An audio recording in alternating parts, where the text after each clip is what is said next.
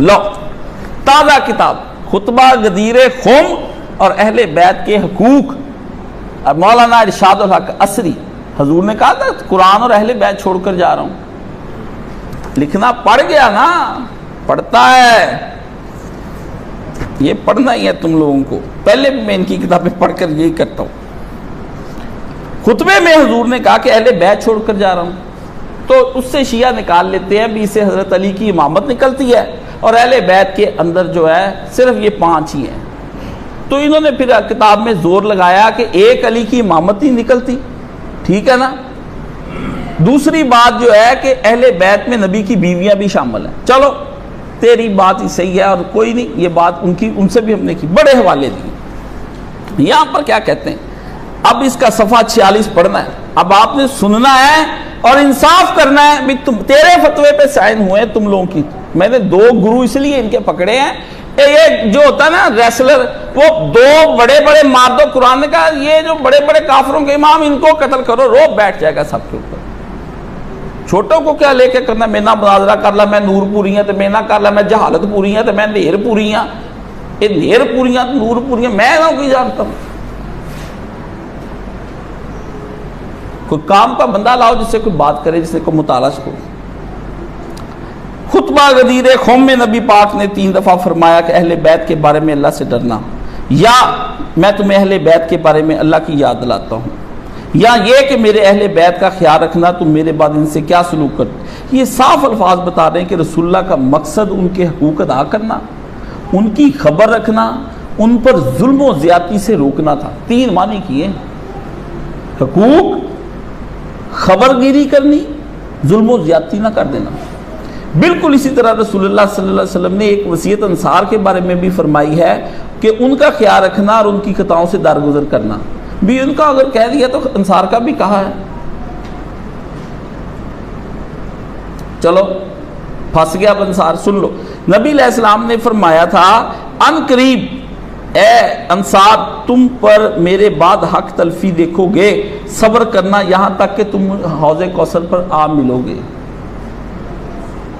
یہ بات جہاں آئی تھی مولانا ارشاد الحق عصری وہ پوری حدیث سنا دیتے کہ بندہ حضرت معاویہ سے مدد لینے گیا انصار میں سے, انہوں نے کہا کہ تم نے میری مخالفت کی تھی, ٹھیک ہے نا, اس سے میں نے نہیں ملنا, تو تم بتاؤ تم واپس چلے جاؤ, تمہیں کوئی نبی کی حدیث یاد ہے. اس نے یہ حدیث پڑھ کے سنا دی کہ حضور نے کہا تھا میرے بعد حق تلفی ہونی ہے. تو حضرت معاویہ نے کہا کیا کہا تھا, کہتے انہوں نے کہا تھا صبر کری. انہوں نے کہا جا یہ صبر, جا پھر صبر ہی کری تو اتھی دس دی حضور نے.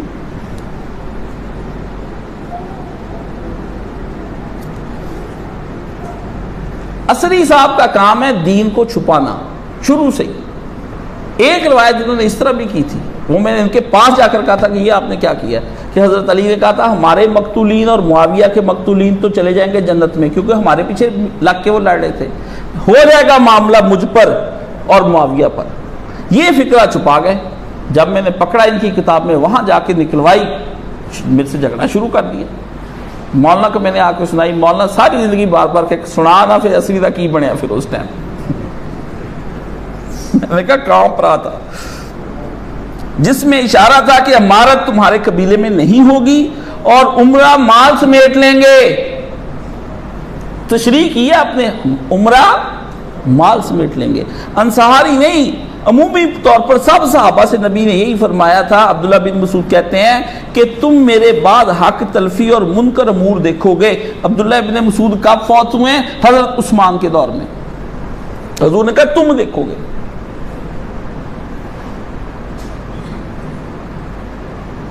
میرا تبصرہ کوئی نہیں, مولانا ارشاد الحق عصری کہتے ہیں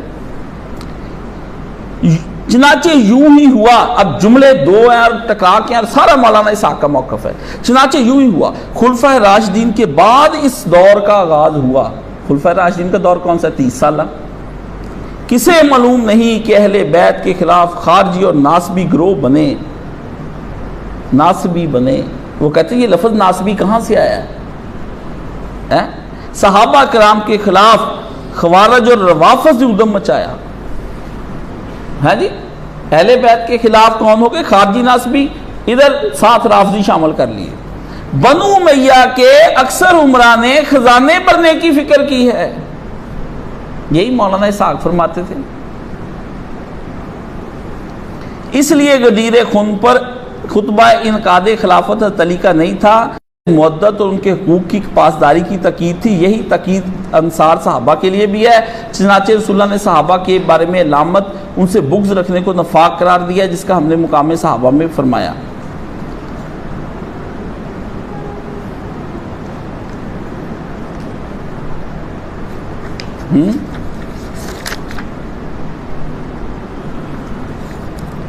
اچھا، ایک صفحہ 37 پہ کیا لکھتے ہیں جو مولانا نے ابھی لکھا؟ حافظ ابن کثیر نے لکھا ہے، باوجود یہ کہ حضرت علی اہل عراق کے امیر تھے، اس زمین پر بسنے والوں میں سب سے بہتر اور افضل تھے، سب سے زیادہ عبادت گزار تھے، سب سے زیادہ زاہد، سب سے زیادہ عالم تھے اور سب سے زیادہ اللہ سے ڈرنے والے، مگر حضرت معاویہ سے صلح کے بعد انہیں تنگ کیا گیا، ان سے سرکشی اختیار کی گئی، یہاں تک کہ حضرت علی کی زندگی تنگ پڑ گئی اور وہ موت کی تمنا کرنے لگ گئے۔ خود حضرت علی سے مروی ہے کہ رسول اللہ نے فرمایا تھا، علی تم شہید ہو جاؤ گے، تمہارے سر پر ضرب لگے گی، خون سے تمہارا سر اور داڑھی رنگین ہو جائے گی۔ اس فرمان کی بنا پر علی اکثر کہا کرتے تھے، کہاں ہے وہ بدبخت، کس کا انتظار وہ بدبخت کر رہا ہے، آ کر اپنا کام کیوں نہیں تمام کر جاتا۔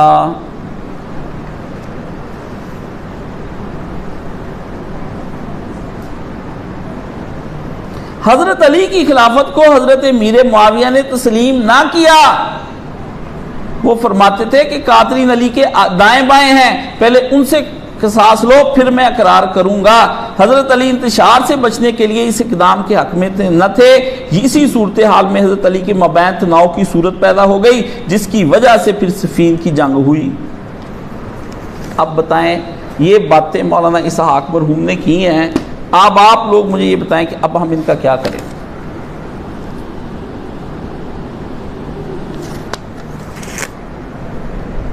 حوالے تو بہت زیادہ ہیں، میں وہ پڑھوں تو آپ کہیں گے لو جی 2 بج گئے 3 بج گئے، بج تو 4 جانے چاہیے۔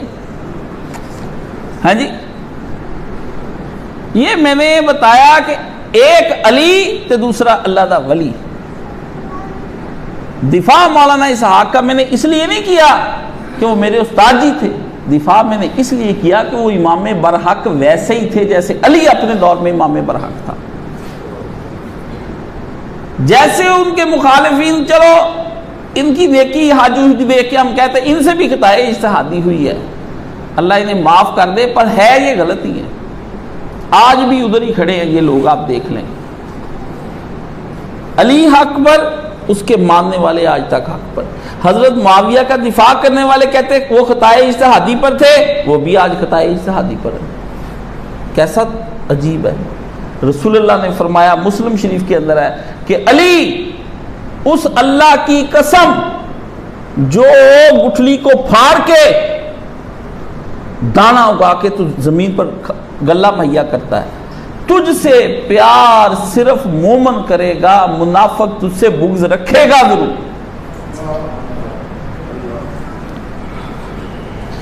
بات ختم، قصہ تمام، رسول خدا فیصلہ کر گئے، ہم نبی کے فیصلوں کے ساتھ ہیں۔ کالا کیلا کل تو اکولو کل تم، ہم نے کیا کرنا یہ؟ وہ فلانا مان کہتا ہے ایسے سوچ لو ایسے سوچ لو، تم سوچ لو، تم سوچ لو، مجھے ویسا ہی سوچنے دو جیسی سوچ محمد عربی مجھ کو دے گئے ہیں صلی اللہ علیہ وسلم۔ یہ لانا منظر عام پر بہت ضروری تھا، فتنہ پھیل رہا تھا۔ یہ واحد تحریر ایک دنیا کے اندر مولانا اسحاق نے اپنے ہاتھ سے پوری لکھی ہے، 2-3 تحریریں انہوں نے تقریریں لکھی تھی وہ اپنے ہاتھ سے، وہ میرے پاس پڑھی ہیں۔ یہ پوری ایک تحریر جسے کہتے ہیں نا خط پورا، یہ واحد ہے۔ کوئی کتاب انہوں نے دنیا میں نہیں لکھی، سب کتابیں لوگوں نے ان کے خطبوں کو لے کر اردو میں ترجمہ کر کے ڈالی، چاہے وہ کسی نے کی ہیں۔ کوئی تفسیر انہوں نے نہیں لکھی، کوئی کتاب انہوں نے نہیں لکھی۔ وہ ہم ہی لوگ پیچھے اب کام کر رہے ہیں، کوئی عبد الرحمان صاحب کر رہے ہیں، میں کر رہا ہوں، کوئی اور کر رہا ہے۔ اپنے ہاتھ سے انہوں نے کوئی کتاب نہیں لکھی، نہ وحدت امت لکھی، نہ انہوں نے مقصد حسین لکھی، کوئی چیز نہیں لکھی، حتیٰ کہ ان کی زندگی میں جعلی خطبات شیعوں نے الولایہ فاؤنڈیشن سندھ سے چھاپی، مجھے اطلاع ملی، میں نے منگوائی، تصویر لگا کے چھاپی انہوں نے، مولانا نے اس کی تردید کی، یہ کتاب میری نہیں ہے۔ جس طرح رافضیوں اور غالی شیعوں نے مولانا صاحب پر ظلم کر کے وہ جعلی خطبات چھاپے، اسی طرح یہ ناسبیوں نام نہاد اہل حدیثوں نے مولانا کی طرف منسوب کر کے یہ نظریات چھاپے ہیں۔ رافضی اور ناسبی ایک ہی تھیلی کے چٹے بٹے ہیں، اور اس پر بیوقوف بننے والے یہ مولوی جو سائن کرتے ہیں۔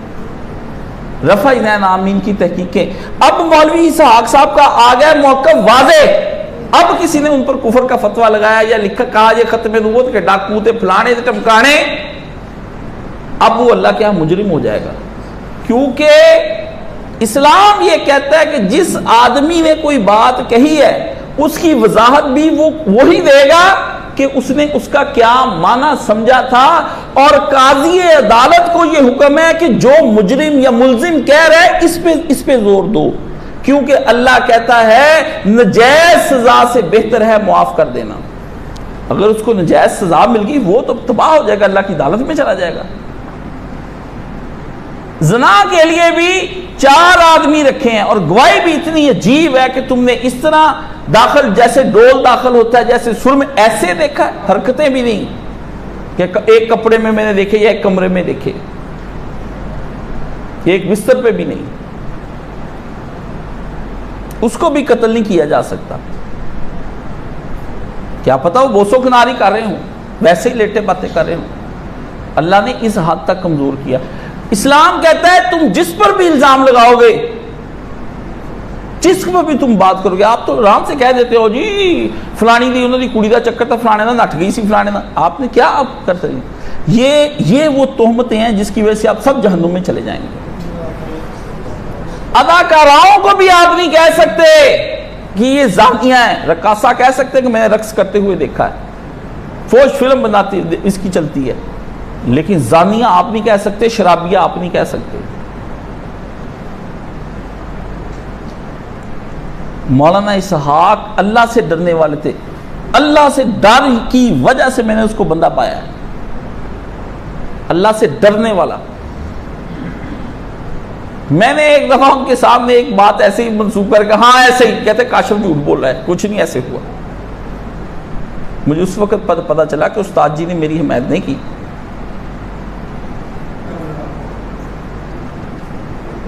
بندے کی بشری کمزوری میں خود بتا رہا ہوں آپ کو۔ انہوں نے مجھے پوچھا یہ آپ نے مولانا سے کتاب پڑھی؟ میں نے کہا جی میں نے پڑھی۔ انہوں نے کہا نہیں اسے میرے سے کوئی پوری کتاب نہیں پڑھی، ایوی ٹوٹا جا پڑھ کے کہندا اس طرح۔ میں نے ایک آیت کی مناظرے میں غلط تعویل کر دی، مولانا صاحب نے کہا میں تھپڑ ماروں گا تیرے منہ پہ تم نے آیت کی دوبارہ اس طرح کی، چپ بیٹھ، قرآن بدل دیا تو نے اپنا مناظرہ جیتنے کے لیے۔ دو دوست سے بحث کر رہے تھے، شوگر لگا رہے تھے ہم۔ یہ تربیت ہوتی ہے، اس کی وجہ سے میں قریب ان کے ہوا ہوں کہ اس بندے نے یہ بھی نہیں سوچا کہ میں اس کی 20 سال سے خدمت کر رہا ہوں، جوتے اٹھا رہا ہوں، اس نے لحاظ بھی نہیں کیا۔ وہ کہتے ہیں یہی تو بات ہے، پھر میرے میں اور عام مرید کرنے میں کیا فرق رہ گیا؟ شیخ اگر تربیت نہیں کر رہا، ڈانٹ نہیں رہا، ڈبٹ نہیں رہا، برا بھلا نہیں کہہ رہا، دو لگاتا نہیں ہے،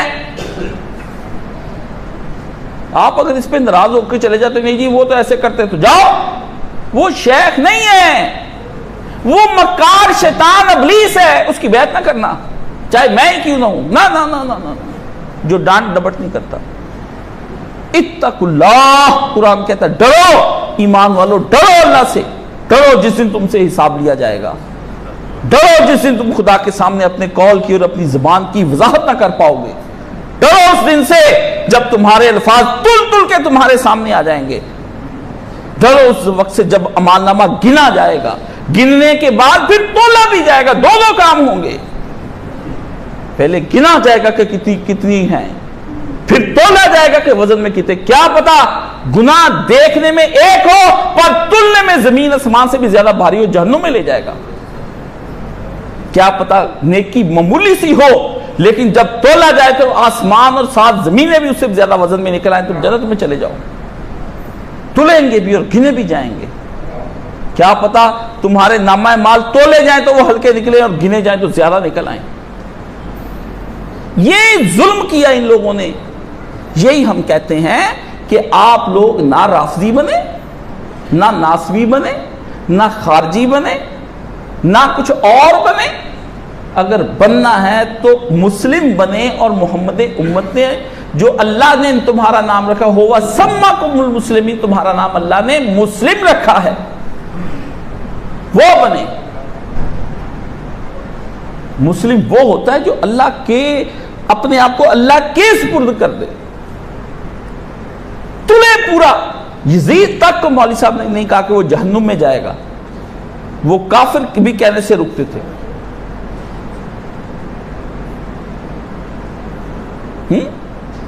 کہتے تھے کوئی برا کہتا ہے تو اس کو غصہ ہے، لعنت کرتا ہے تو اس کو غصہ ہے. میں اپنے آپ کو روک کر رکھتا ہوں کہ نہیں بھئی، ہم یہ کہیں گے کہ اس نے ظلم کیا، اہل بیت کو شہید کیا، اللہ ہم اس سے بری ہیں، ہمیں اس سے کوئی پیار نہیں جسے تیرے اہل بیت کے ساتھ ظلم کیا. لیکن اس پہ فتویٰ لگا دوں کہ آخرت میں یہ کرسی اللہ کی ہے، اس پہ نبی بھی نہیں بیٹھنا قیامت کے دن، وہ بھی نہیں بیٹھیں گے. سمجھ گئے؟